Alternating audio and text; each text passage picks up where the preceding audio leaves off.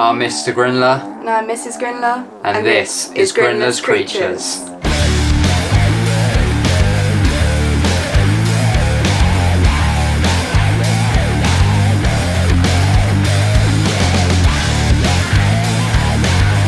And welcome back to another episode of Grinler's Creatures. And first of all, I just want to say I hope everyone had a really good Christmas. And if you don't celebrate Christmas, then I want to wish you all a happy holidays. For us, Christmas was really good. Nice sort of family time. It was nice. Played a lot of games, ate a lot. Busy but nice. It was busy, but the house is absolute carnage at the minute, so yeah, we need to sort this out after we record this video, of course. But for today's video, we are going to be doing the Aphonopelma Seemanni. So this one is actually from Dave quite some time back, and we put it in a temporary rehouse enclosure until we actually went to rehouse it. And yeah, we probably should have done it a lot sooner, but she's been absolutely fine in there. But we are going to be rehousing her into a nice tarantula room enclosure, and that is just in my hands right here. So there's a reason why I've picked this one, and that's mainly due to the depth, but we'll talk about that in a little bit.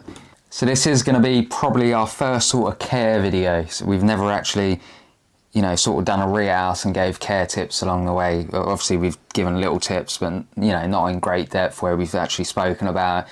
So we're going to try and do that today because, you know, we've had Aphonopelma Seemannis for years now. I think about 5 years, if I'm honest. These are probably one of the first ones that we got, wasn't it? Yeah, you know, we've had them from slings to adults, juveniles. So now I just want to share my experience and Charlotte's experience with this tarantula with you guys. And then we can talk about that as we go along with the rehouse.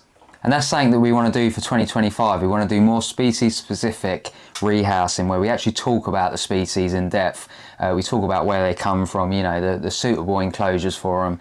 I just think we need to be doing more of that. More informative stuff. Yeah, more informative stuff. Coming your way. So yeah, stay tuned for 2025. We've got lots of other plans as well.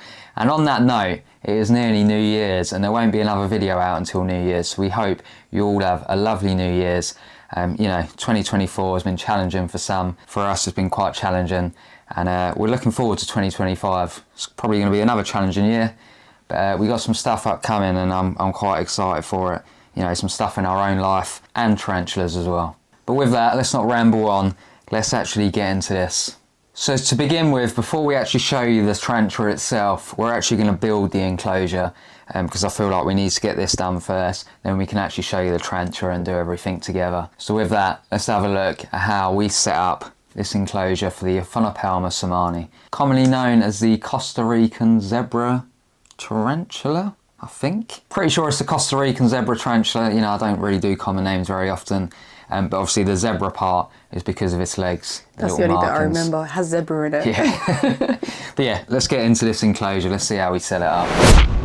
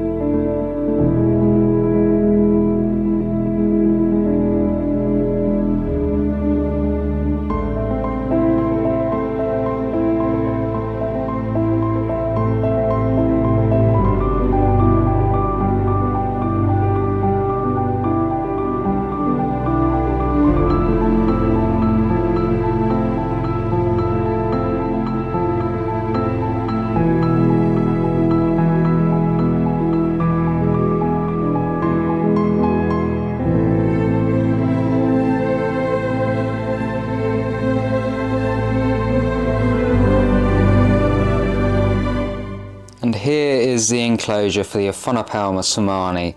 So what we've done is we've given it about 4 inches of substrate just here, maybe a little bit more, just over 4 inches.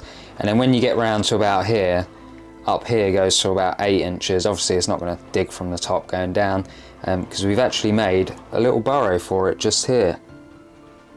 which she should use because these are really good burrowers.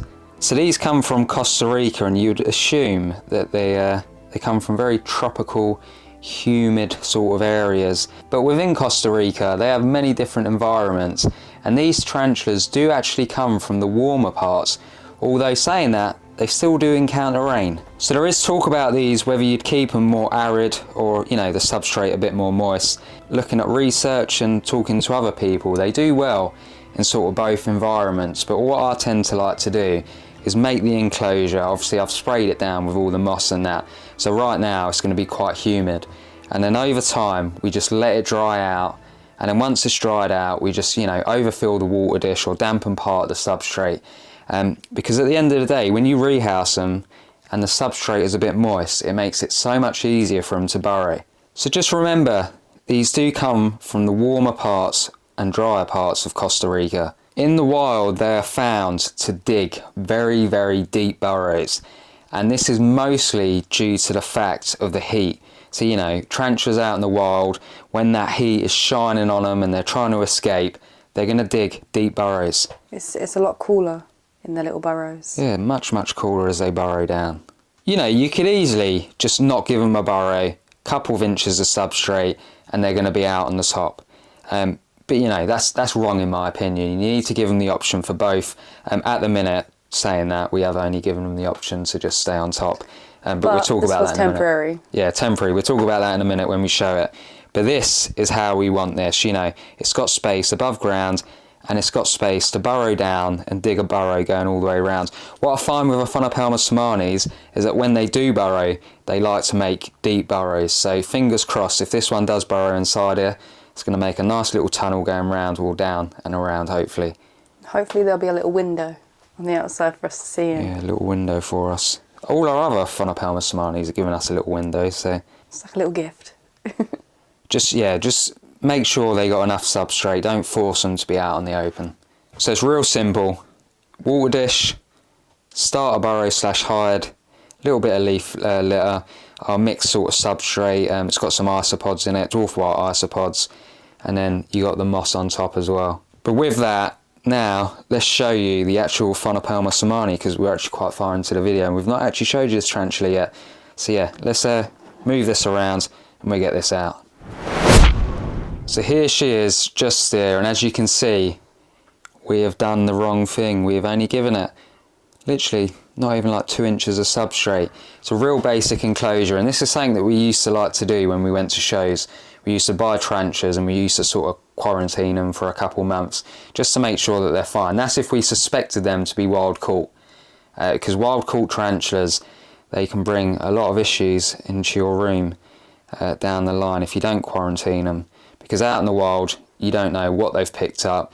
You never know, they could have all sorts of things living inside them, you just don't know. And we've had it before where we've bought a tarantula from a show, we've rehoused it. It was a Killibrachys discus blue, and I think it was on my old channel, and we suspected it to have nematodes because, well, the video was absolutely insane. When you zoomed in, you just, it weren't a good sight. And that's why it is good, because stuff like that can affect your whole tarantula collection. And the last thing you want is all of that wiped out.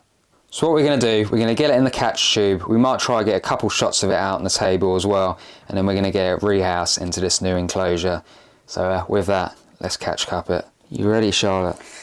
Yeah, let's get her. Let's get her in. So these prefer to flee rather than, you know, bite and flick hairs, although they do flick hairs. Remember that, they're a New World tarantula. They got urticating hairs. It's part of their defence. As you could see, she was a little bit defensive, a little bit flighty, but she is now out. So I think what we're going to do now, we're going to try and get some nice shots of her, and then we get her inside the enclosure. So there she is, just in there, ready to go inside her new enclosure. So with that, let's get her in. So this, no doubt, is going to be an easy rehouse. She's probably going to give us no grief. Fingers crossed she just goes straight in. So a little poke and she should just come straight down. See what I mean? No defence whatsoever here.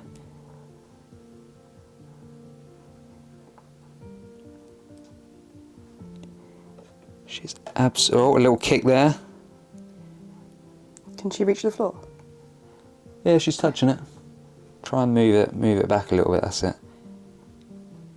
And then she should. Let go. Let go. Let go of the tube. She doesn't want to let go. Whoa, look at that. There you go, and that was her sort of just fleeing a little bit there. She's so pretty. You know, this has certainly stressed her out a little bit, but what a lovely enclosure for her now. She's gonna love it. Absolutely brilliant. So it is key to note that these get to around about 5 to 6 inches as adults, which is a good size for a tarantula if I'm honest. And it is also key to note that these can look a little different from time to time. You could have two of the same species and one's going to be more browner than the other. And I've also realised that there's also a blue colour form as well. Well, it's called the Aphonopelma Seemanni blue. But that's really interesting. Is there? Yeah. We need it. Spidersworld.eu actually has a pair, but obviously that's over in Europe, so we can't get that. Oh, that's sad. Another thing I'd like to note is, you know, when people, well, certainly myself, when I think of an Aphonopelma, I just think of a brown, boring tarantula. You know, well, they're not boring. I love my Aphonopelmas, I shouldn't say that. But a lot of people think Aphonopelmas are, you know, brown and boring. These are not. These are absolutely beautiful. They got markings on them. When you think of a Aphonopelma, just think of the Seemanni and how beautiful they are. And I wouldn't really say these are hard to get in the UK either. They are absolutely easy to get. And they're really cheap as well. You know, some adult tarantulas can be really expensive, but you can pick these up for a really good price. But yeah, absolute easy rehouse. And I can't wait to show you with some updates on this enclosure. Fingers crossed she's going to love it. But with that, let's look at a little close-up of this girl. And we'll have a little recap for today's video. So just to recap, the tarantula we've been working with today is the Aphonopelma Seemanni, commonly known as the Costa Rican zebra tarantula. Native to the arid, warmer areas of Costa Rica, these tarantulas are amazing burrowers in the wild, digging deep to escape the heat. It's something they carry over into captivity too, creating some fascinating burrows if given enough substrate, so providing a deep enclosure is key for their happiness. As they reach adulthood, you will notice them to be out on display more, meaning you can get some absolute beautiful footage of them. As a New World species, they come with urticating hairs, so please keep this in mind when feeding and rehousing. While they can be skittish and quick, they're generally more likely to flee than show aggression. From my own experience, I've only seen them kick hairs a handful of times, so they're a relatively docile tarantula, which means for me, I'd recommend them as a beginner friendly. But keep in mind that they can surprise you with their speed. Fully grown, they reach an impressive leg span of around about 5 to 6 inches, and here in the UK they're reasonably priced compared to other species, especially for adults or subadults. So overall, they're a fascinating and rewarding species to care for. So if you haven't got one, go get yourself one. You know, treat yourself, it's just been Christmas, it's now New Year's. Right guys, so we're at the end of the video. It's that time again, and I really do hope you enjoyed this video. Fingers crossed you guys have learned something. And you know, if I've said some stuff wrong or you know, you think different, drop it down in the comments, give me your opinion, because at the end of the day, each tarantula, you know, like species, they all show different, you know, like is it attributes or? Yeah, attributes. Yeah, they're all different at the end of the day. You could have 5 Aphonopelma Seemannis, and all of them are probably going to be different. One of them is going to be more defensive than the other. You're probably going to have one that's kicking hairs. You're probably going to have one that just flees. They're all different at the end of the day, so just get to know your tarantula, and always remember, each time they molt, sometimes they change. You know, I've had tarantulas where they've been absolute babes and then they have a molt and then there's some aggressive little thing until their next molt. So yeah, just keep that in mind. But with that, I want to thank you all for watching. So if you could like, comment and share, that would be absolutely great. Don't forget to hit that subscribe button down below and hit that bell icon so you're notified when we upload next. And don't forget, down in the description there's a link for our link tree. It's got all our social medias on there. It would be greatly appreciated if you can go check that out. And don't forget, if you're after some tarantula cribs enclosures here in the UK, make sure you go check out Arachnospace. The link will be down in the description. And make sure to use the code Greenland10. to get yourself 10% off, and it helps the channel as well. But Mr. Grinler's down here. So is Mrs. Grinler. And so is our new well, it's actually not new, but so is our Aphonopelma Seemanni in our new enclosure. That's what I should have said. Anyway, have a great week, guys. You all deserve it. Peace. Bye.